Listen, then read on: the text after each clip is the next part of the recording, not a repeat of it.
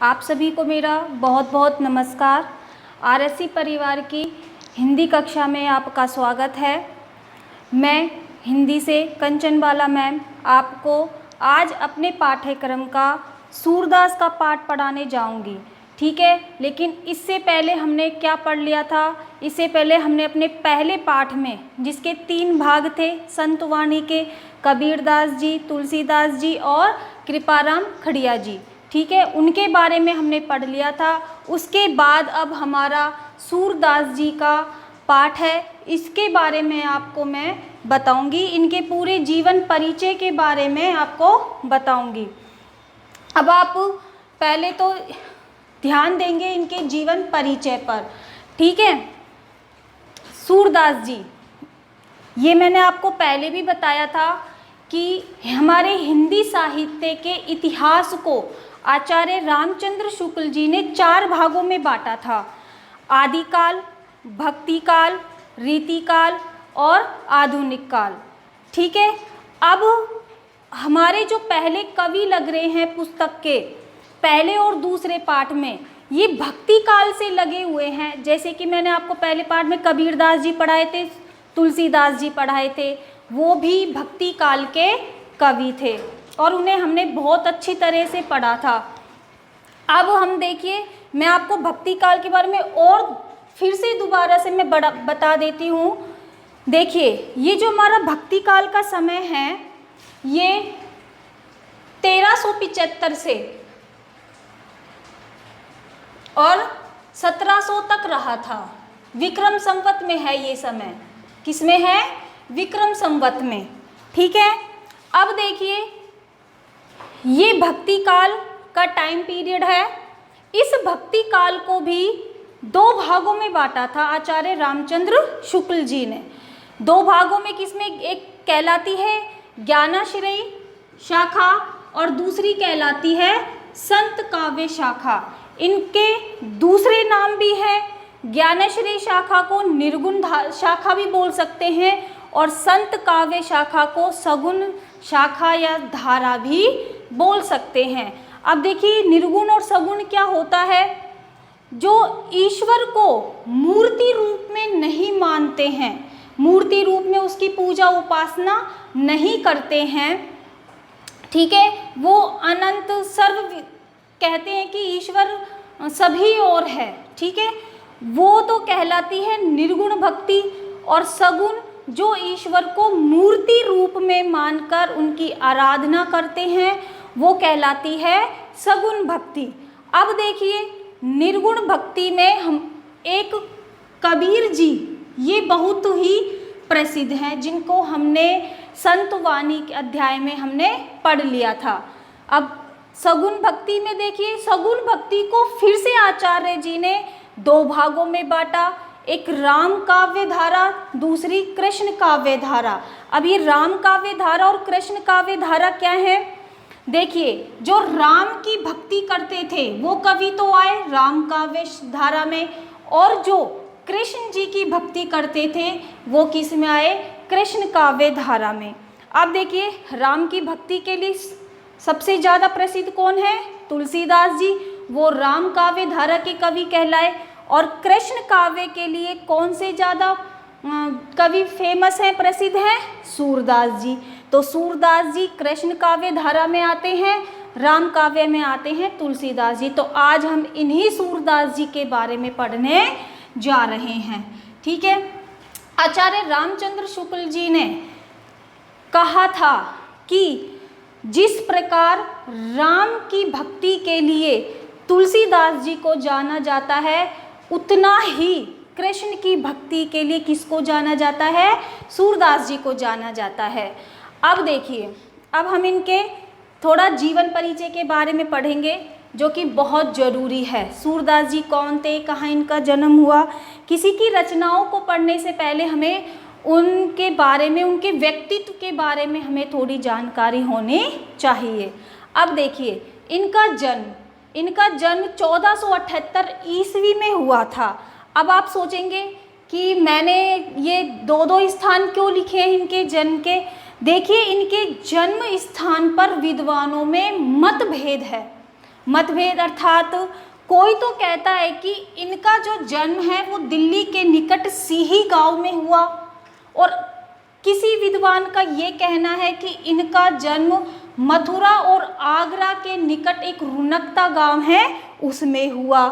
अब आप क्या है, आपको एक याद होता है एक लिख सकते हैं, दोनों याद होते हैं तो दोनों लिख सकते हैं। वैसे जानकारी दोनों में होनी चाहिए क्योंकि इनके इस जन्म स्थान पर मतभेद है, ठीक है, एक मत नहीं है। मतभेद का अर्थ क्या होता है कि किसी बात पर सर्वमान्य मत नहीं होना, यानी एक मत होना, कोई विद्वान कुछ कहता है कोई विद्वान कुछ कहता है, तो आप ये दोनों याद रखिए। अब देखिए इनके पिता का नाम था श्री रामदास जी, इनकी माता का नाम जमुना देवी जी, ठीक है, ये याद रखेंगे। अब क्या होता है, कहते हैं इनके बारे में मिला है लिखा पुराणों में कि इनको बाल्यावस्था में ही विरक्ति हो गई थी गृहस्थी से, घर बार से, कुछ उस टाइम की रूढ़ियों से, प्रथाओं से। अब क्या हुआ, इनका मन उछट गया था, तो अब ये मथुरा के गऊ घाट पर ये आराधना, घर बार छोड़कर निकल गए, मथुरा के गऊ घाट पर ईश्वर की आराधना करने लगे।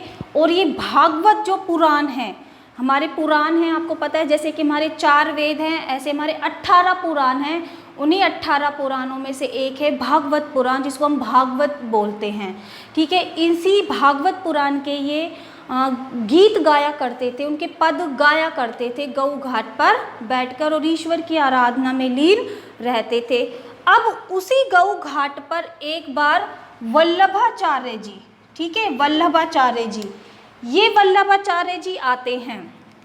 लोगों ने उन्हें बताया कि भाई ऐसे एक ईश्वर की आराधना में एक व्यक्ति है जो बड़े अच्छे अच्छे पद गाया करता है, सूरदास नाम है उसका, और गऊ घाट पर ऐसे भक्ति में लीन रहता है। वल्लभाचार्य जी चल दिए कि भाई ऐसे कौन से भक्ति, क्योंकि वल्लभाचार्य जी ने खुद एक वल्लभ संप्रदाय की स्थापना की थी। ये भी बड़े कृष्ण भक्त थे, कृष्ण भक्तों का तो इन्होंने एक संप्रदाय स्थापित कर दिया था जिसका नाम था वल्लभ संप्रदाय। अब देखिए ये वल्लभाचार्य जी सूरदास जी के पास जाते हैं और ये सूरदास जी को गाते हुए देखते हैं भागवत के पद। अब ये क्या देखते हैं कि सूरदास जी ईश्वर के आगे गिड़गिड़ा रहे हैं, भक्ति तो कर रहे हैं लेकिन ईश्वर के आगे गिड़गिड़ा रहे हैं, रो रहे हैं, ठीक है। तब वल्लभाचार्य जी ने सूरदास जी को समझाया कि ईश्वर की भक्ति करो, ठीक है, लेकिन ईश्वर के आगे गिड़गिड़ा क्यों रहे हो।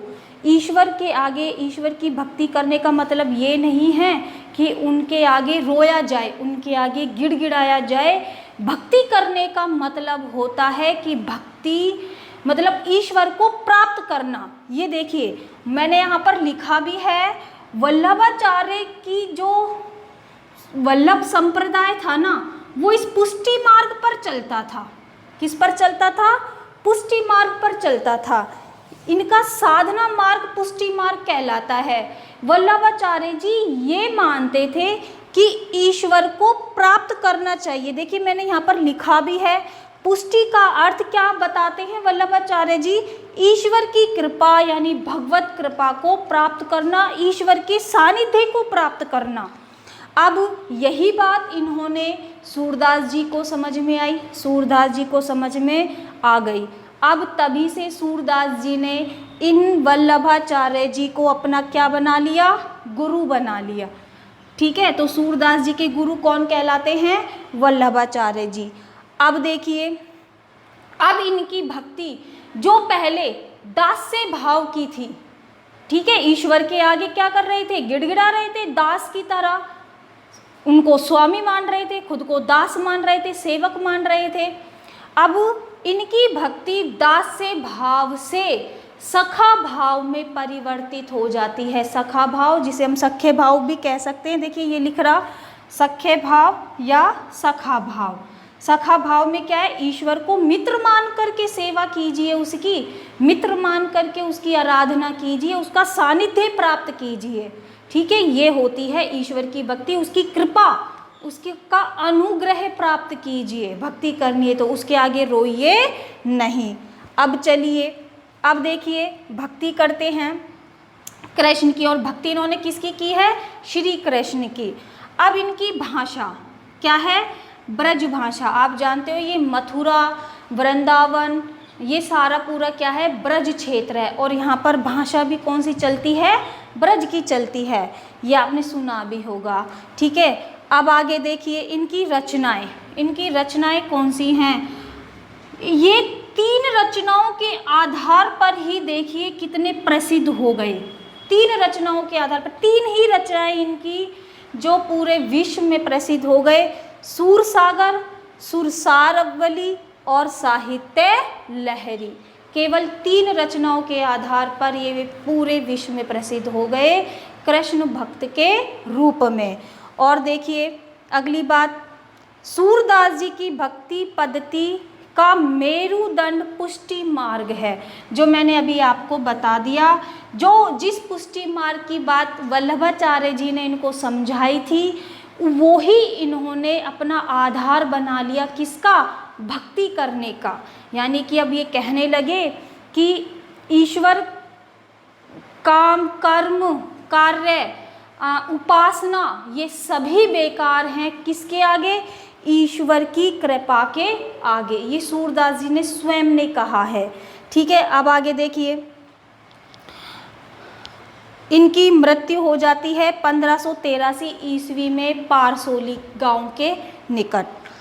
अब देखिए चलते हैं, हमारे जो अध्याय में जो पद लगे हुए हैं उनकी बात कर लेते हैं थोड़ा, कि जो हमारे अध्याय में पद हैं वो कहाँ से लिए गए हैं, उनकी भी जानकारी आपको होनी चाहिए। क्योंकि जब हम अपने पदों की व्याख्या करते हैं, प्रश्न आता है, व्याख्या के प्रश्न आते हैं, और व्याख्या को सप्रसंग लिखना होता है। अब प्रसंग में हमें ये बात लिखनी होती है कि पद की रचना किसने की है, पद कहाँ से संकलित किए गए हैं। अब हमारे जो अध्याय में भ्रमर गीत के जो पद लगे हुए हैं, ये लिए गए हैं सूरसागर से। जो इनकी रचना है ना सूरसागर, यहाँ से उठाए गए हैं हमारे पाठ के भ्रमर गीत के पद। अब सूरसागर में ऐसा क्या है, देखिए जो सूरसागर में जो पूरी कथा है ना, ये भागवत पुराण के 10वें स्कंद के 46वें और 47वें अध्याय से ली गई है। अब 46वें और 47वें अध्याय में भागवत पुराण के जो भी लिखा हुआ है वो आज हम अपने इस अध्याय में इन पदों में पढ़ेंगे, जो सूरदास जी ने बहुत ही मनोहारी वर्णन किया है। अब देखिए ये जो भ्रमर गीत लगा हुआ है हमारे अध्याय में, ये जो भ्रमर गीत है ना, इस भ्रमर गीत के बारे में भी बता देती हूँ आपको कि इसको भ्रमर गीत क्यों कहते हैं। ठीक है, और भ्रमर गीत नाम कैसे पड़ा, जबकि भ्रमर गीत नाम तो यहाँ इनकी रचनाओं में कोई दे ही नहीं रखा। इनकी रचनाएं तो सूरसागर, सुरसावली और साहित्य लहरी हैं। अब देखिए ये जो भ्रमर गीत है रूढ़ हो गया है एक शब्द के लिए, और वो शब्द है गोपी उद्धव जी का संवाद। किसका संवाद, गोपियाँ और उद्धव जी का संवाद। संवाद का अर्थ होता है वार्तालाप, बातें, है ना। अब देखिए ये जो कहते हैं सूरसागर के 10वें स्कंद के 46वें 47वें अध्याय में लिखा हुआ है। आप सभी जानते हैं कृष्ण जी वृंदावन को छोड़ करके मथुरा चले गए थे, और मथुरा में रह करके वो लोकहित जन कल्याण के कार्य करने लग गए थे। कंस वध के पश्चात कई वर्षों तक वो रहे थे मथुरा में। अब क्या होता है, मथुरा में रहकर वहाँ तो कृष्ण जी को किसकी याद आ रही है, गोपियों की, और यहाँ गोपियों को याद सता रही है श्री कृष्ण की। श्री कृष्ण जी के लिए पता नहीं वो क्या क्या कहती हैं, बहुत से समाचार सूचनाएं भिजवाती हैं श्री कृष्ण के लिए कि हमें आपकी याद सता रही है, आप हमें छोड़कर चले गए हैं। गोपियाँ क्योंकि उनसे बहुत ही अत्यधिक प्रेम करती थी श्री कृष्ण से, ये आप सबको मालूम है। अब देखिए क्या होता है, श्री कृष्ण को जब पता लगता है गोपियों के बारे में, और या फिर अपनी समाचार गोपियों तक पहुंचाने के लिए वो उद्धव जी को चुनते हैं। अब आपके दिमाग में बात आएगी कि ये उद्धव जी कौन है, आती है आपके दिमाग में ये बात बच्चों के, उद्धव जी कौन है। तो देखिए उद्धव जी के बारे में भी थोड़ा सुन लीजिए। उद्धव जी के बारे में कहते हैं ये इनके सखा भी हैं, किनके, श्री कृष्ण जी के, और इनके चचेरे भाई भी कहलाते हैं, और इनके राज दरबार में ये मंत्री भी थे। ठीक है, अब चचेरे भाई कैसे, पुराणों में ही लिखा हुआ है कि जो श्री कृष्ण के पिता थे वासुदेव जी, इनके एक भाई थे देवभाग नाम से, तो उन्हीं देवभाग के पुत्र थे ये उद्धव जी। ठीक है, तो उस हिसाब से ये इनके क्या कहलाए, श्री कृष्ण के चचेरे भाई कहलाए। और कहा जाता है उद्धव जी के जो पूर्वज रहे हैं ये कृष्ण वंशियों के, यादव वंशियों के ना मंत्री रहा करते थे राज दरबार में, तो उद्धव जी को भी मंत्री बना लिया गया था। ठीक है, ये उद्धव जी की सामान्य जानकारी आपके लिए इतनी बहुत है। अब देखिए क्या होता है, उद्धव जी को श्री कृष्ण जी कहाँ भेजते हैं, गोपियों के पास भेजते हैं, वृंदावन। उद्धव जी गोपियों के पास जाते हैं। अब क्या होता है कि उद्धव जी जब गोपियों के पास जाते हैं श्री कृष्ण का समाचार लेके, उनकी सूचना लेके, और गोपियों का हाल जानने के लिए, तो अब वो गोपियों से वार्तालाप करते हैं, सबसे मिलते हैं, श्री कृष्ण जी के माता यशोदा, नंद बाबा सबसे मिलते हैं, फिर उन गोपियों से मिलते हैं।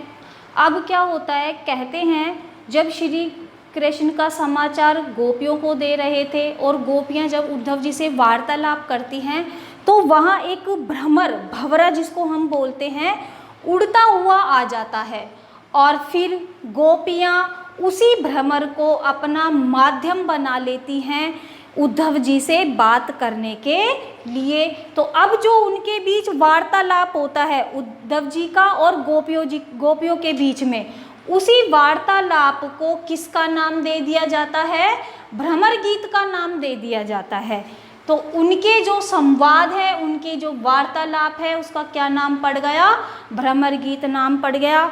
अब ये जो भ्रमर गीत है ये इसी रूढ़ हो गया इन शब्दों के लिए कि भ्रमर गीत का मतलब क्या है भाई, गोपी और उद्धव जी का संवाद। अब चलते हैं, आप थोड़ा भ्रमर गीत के बारे में जानते हैं, भ्रमर गीत में ऐसा क्या है। देखिए, अब जब उद्धव जी को क्यों भेजा श्री कृष्ण ने, उद्धव जी को ही क्यों भेजा, उनके तो दरबार में और भी थे, अक्रूर जी भी थे।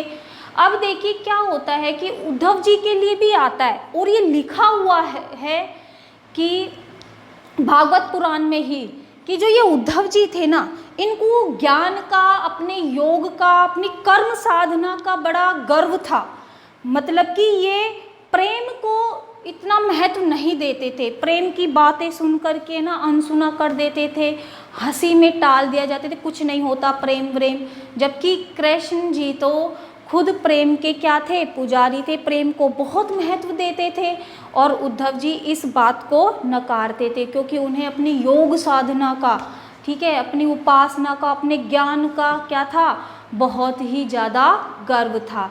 अब श्री कृष्ण जी ने सोचा मेरी बात तो ये सुनने वाले हैं नहीं, और श्री कृष्ण उद्धव जी का सम्मान भी करते थे, चचेरे भाई भी थे, उनका सम्मान भी करते थे, उनसे बड़े भी थे, तो ये ज़्यादा उनसे कुछ नहीं कह पाते थे। उन्होंने सोचा कि प्रेम की परिभाषा उद्धव जी को केवल कौन समझा सकती है, मुझसे ज़्यादा कौन, गोपियाँ समझाती हैं, क्योंकि गोपियों के बारे में कृष्ण जी बहुत अच्छे तरीके से जानते थे कि प्रेम के बारे में तर्क वितर्क अगर उद्धव जी से कोई कर सकता है तो वो गोपियाँ कर सकती हैं। तो ये भी कारण था उद्धव जी को वृंदावन भेजने का गोपियों के पास। ठीक है। अब हम भ्रमर गीत, अब आपके जो ये भ्रमर गीत लगा हुआ है, कहते हैं इसमें गोपियों ने, अभी हम पढ़ेंगे, कहते नहीं आपको समझ में आ जाएगा कि गोपियों ने कितनी श्री कृष्ण जो उनको छोड़कर चले गए हैं उनके ऊपर वो कितनी कटाक्ष कर रही हैं, उपालंब दे रही है, व्यंग्य कर रही है, उनकी निष्ठुरता बता रही हैं कि श्री कृष्ण कितने निष्ठुर हैं, जो वो हमारे प्रेम को, हमारे दर्द को समझ नहीं पा रहे हैं, हमारे पास लौट करके नहीं आ रहे हैं। तो इस भ्रमर गीत में, एक भ्रमर गीत को उपालंब काव्य भी कहा जाता है, व्यंग्य प्रधान काव्य कहा जाता है। क्यों? क्योंकि गोपियों ने व्यंग्य किया है श्री कृष्ण के ऊपर। और एक वो दूसरी बात क्या आती है भ्रमर गीत के लिए, कि मैंने अभी आपको बताया उद्धव जी को अपने ज्ञान का बहुत बड़ा गर्व था, अपने कर्म का, अपनी उपासना का, क्योंकि वो निर्गुण भक्ति को मानते थे उद्धव जी। ठीक है। अब वो क्या कहते हैं, अब इन पदों में हम पढ़ेंगे, जब मैं आपको समझाऊंगी अच्छे से, इन पदों में गोपियां उद्धव जी के निर्गुण का तो क्या करती हैं, खंडन करती हैं, और सगुण का क्या करती हैं, मंडन करती हैं। खंडन मंडन यानी कि निर्गुण को निराकार बताती हैं और सगुण को साकार बताती हैं, प्रेम को महत्व देती हैं। ये किस में लिखा हुआ है, भ्रमर गीत में लिखा हुआ है। ठीक है। तो भ्रमर गीत सूरसागर से लिया हुआ है, ये बात ध्यान रखना। और भ्रमर गीत एक उपालंब काव्य है। भ्रमर गीत में गोपियों द्वारा निर्गुण का खंडन किया गया है और सगुण का मंडन किया गया है। भ्रमर गीत में योग साधना की तुलना में प्रेम को अधिक महत्व दिया गया है। ठीक है।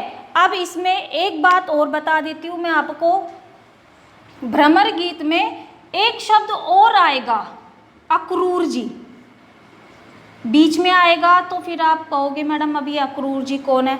अक्रूर जी के बारे में भी मैं आपको बता देती हूँ पहले। अक्रूर जी कौन है? अक्रूर जी भी श्री कृष्ण के राज दरबार में थे और शुरू से इनके पूर्वज भी शुरू से, अक्रूर जी कंस के दरबार में भी थे। कहते हैं कि जब कंस जीवित था तो कंस को तो पता था, ये सारी कहानी तो आपको पता ही है कि कंस को पता था श्री कृष्ण मेरे काल हैं। तो श्री कृष्ण को और बलराम को वृंदावन से मथुरा लाने के लिए कंस ने अक्रूर जी को ही भेजा था। किसे भेजा था? अक्रूर जी को भेजा था। और इन अक्रूर जी का भी बहुत सम्मान करते थे श्री कृष्ण। ये बाद में, कंस के बाद में श्री कृष्ण के राजकार्य में भी थे ये। और श्री मथुरा के बाद ये द्वारकाधीश भी गए थे। जब श्री कृष्ण द्वारकाधीश गए थे तो ये उनके साथ साथ वहाँ भी गए थे। ठीक है। और इसी भगवत पुराण के दशम स्कंद के 48वें अध्याय में लिखा हुआ है अक्रूर जी के बारे में कि अक्रूर जी को श्री कृष्ण गुरु या काका कहकर पुकारते थे। ठीक है। ऑथेंटिक जानकारी है। भगवत पुराण, हमारे वेद पुराण तो सभी मानते हैं, तो उसमें लिखा हुआ है श्री कृष्ण अक्रूर जी को क्या कहकर पुकारते थे? गुरु और काका, चाचा कहकर पुकारते थे। तो देखिए, अब मैंने आपको सूरदास जी के बारे में इतनी सारी जानकारी दे दी, ये सारी आपको क्या है, याद होनी चाहिए। इनकी रचनाओं के बारे में, इनके गुरु के बारे में। ठीक है। मैं फिर से आपको बता देती हूँ, उनके जन्म 1478 ईस्वी दिल्ली के निकट सिही गांव में या रुनकता गांव में। इनके पिता का नाम रामदास जी, माता का नाम जमुना देवी जी, गुरु वल्लभाचार्य जी। वल्लभाचार्य जी ने इनकी भक्ति को दास्य भाव से सखा भाव में बदला था। इनकी रचनाएं सूरसागर, साहित्य लहरी, सूरसावली। ठीक है। और जो हमारे पाठ में लगा हुआ है भ्रमर गीत, वो कहाँ से संकलित किया गया है? सूरसागर से लिया गया है। और सूरसागर में जो कथा है वो कहाँ से ली गई है? भागवत पुराण के दशम स्कंद के 46वें 47वें अध्याय से ली गई है। तो ये है सामान्य जानकारी। अब एक जानकारी और बहुत रोचक है, वो भी ये आपको भी पता होगा। आप सोचोगे मैडम ने भी उसके बारे में तो बताया ही नहीं है, उसके बारे में भी हम बात करेंगे कि सूरदास जी के लिए कहा जाता है कि ये अंधे थे। सूरदास जी के लिए कहा जाता है ये अंधे थे, लेकिन इस बात पर भी अभी मतभेद है। कुछ विद्वान सूरदास जी को जन्म से अंधा मानते हैं और कुछ विद्वान इनको जन्म से अंधा नहीं मानते, कहते हैं कि सूरदास जी बाद में अंधे हुए थे। देखिए ये भी तथ्यों के आधार पर कहा जाता है। अब कुछ विद्वान इनको जन्म से अंधा क्यों नहीं मानते हैं, जबकि बहुत सी जगह लिखा हुआ है कि सूरदास जन्म से अंधे, और हमने भी पढ़ा हुआ है कि सूरदास जी अंधे थे। फिर मतभेद क्यों है? अब देखिए मतभेद किस लिए है? मतभेद इसलिए है, मैंने आपको बताया श्री कृष्ण की भक्ति की है सूरदास जी ने, और श्री कृष्ण के जो बाल रूप का वर्णन इन्होंने किया है वो इतना सुंदर किया है, और उसके लिए तो ये क्या कहलाते हैं, वात्सल्य रस के सम्राट कहे जाते हैं। बहुत ही मनोहारी वर्णन किया है इन्होंने श्री कृष्ण का। तो उस आधार पर कुछ विद्वान कहते हैं कि ये जन्म से अंधे नहीं थे, क्योंकि जो व्यक्ति अगर अंधा होगा तो वो श्री कृष्ण के शारीरिक रूप का, उनके बाल रूप का इतना सुंदर वर्णन कैसे कर सकता है। तो ये आधार है उनके जन्म से अंधे ना कहने का। ठीक है, तो इसके ऊपर मतभेद है। कुछ कहते हैं जन्म से अंधे हैं, कुछ इनको जन्म से अंधे नहीं मानते हैं। और आचार्य रामचंद्र शुक्ल जी ने इनको क्या कहा है, वात्सल्य और श्रृंगार रस का सम्राट का। इसको याद रखना, पूछ लिया जाता है कि वात्सल्य रस का सम्राट के लिए कौन प्रसिद्ध है, किसे कहा जाता है वात्सल्य और श्रृंगार रस का सम्राट, तो किसे कहा जाता है, सूरदास जी को कहा जाता है। ठीक है, ये बात समझ में आई, ये पूरा परिचय आपके समझ में आ गया। अगर कोई दिक्कत हो तो बता देना। ठीक है, अब हम अपने पदों की ओर चलते हैं। पदों की बारे में भी मैंने आपको बता दिया है, भ्रमर गीत के बारे में। अब देखिए हमारे पद, सभी अपनी अपनी बुक निकाल करके बैठेंगे, जिससे कि आपको समझ में आएगा कि मैं कौन सी लाइन बोल रही हूँ, किस लाइन का अर्थ कर रही हूँ। ठीक है, किताब सामने नहीं होगी तो आपको कुछ समझ में नहीं आएगा, और मैं एक एक शब्द का अर्थ बताऊँगी, आप समझते जाना। देखिए पहली पंक्ति, हमारे हरि हारिल की लकड़ी, मन क्रम बचन नंद नंदन सो उर, यह दृढ़ करी पकड़ी। अब देखिए ये लाइन कौन कह रही है, मैंने आपको अभी बताया कि किसका वर्णन है इसमें, गोपी और उद्धव जी का संवाद। तो पहली लाइन ही किसकी है, गोपियों की है। क्या कहती हैं उद्धव जी से, हमारे हरि हारिल की लकड़ी। उद्धव जी उनको समझाते हैं, आते ही उनसे कहते हैं कि तुम श्री कृष्ण की भक्ति करना छोड़ दो, है ना, श्री कृष्ण की भक्ति करना बेकार है, उनसे प्रेम करना बेकार है। अरे उस ईश्वर की भक्ति करो ना जो सभी और विद्यमान है, जो निराकार है। ठीक है, अब उसी बात का जवाब गोपियाँ किसको दे रही हैं, उद्धव जी को दे रही हैं। क्या दे रही हैं, हमारे हरि हारिल की लकड़ी। देखिए इसमें है ना उपमा अलंकार है।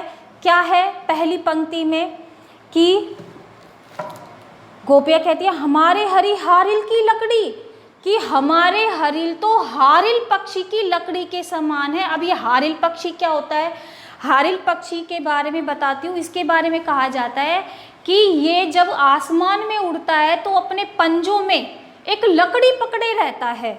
और क्योंकि इसको ये भ्रम है कि जब तक मैं इस लकड़ी को पकड़े रहूँगा तो मैं नीचे नहीं गिर सकता, तो उसको मजबूती से अपने पंजों में लेकर उड़ता है हारिल पक्षी। अब देखा तो है नहीं, हमने भी नहीं देखा, बस सुना ही सुना है, रचनाओं में सुना है, वे पुराणों में सुना है।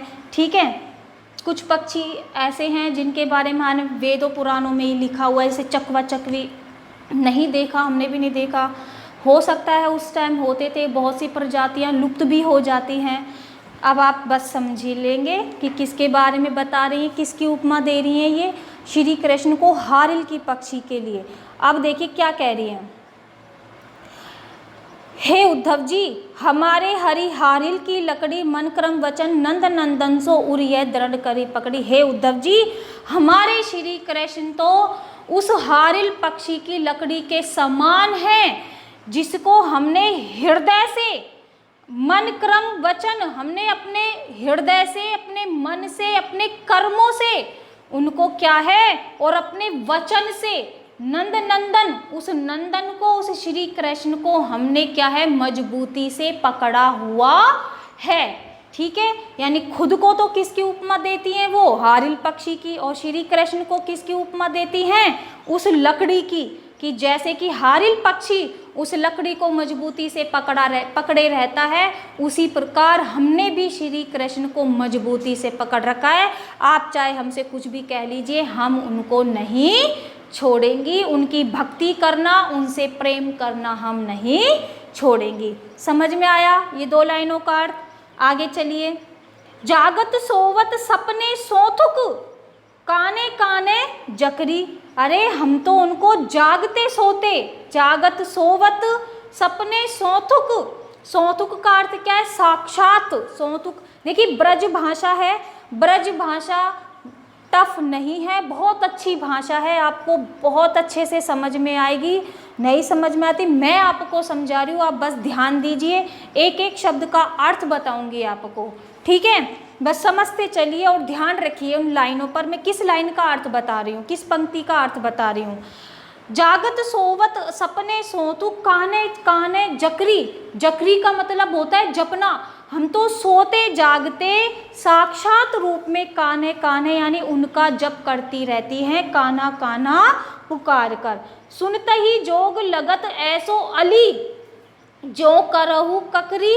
देखिए यहाँ सुनते ही जोग कह रही है अपनी अली, अली का अर्थ होता है कि सखी, एक अली का अर्थ सखी भी होता है और एक अली का अर्थ भंवरा भी होता है। देखिए अली का अर्थ यहाँ पर आपको कई मिल जाएंगे, अली, अली का अर्थ यहाँ पर उद्धव जी भी है, ठीक है, उद्धव जी, और एक है यहाँ पर भंवरा,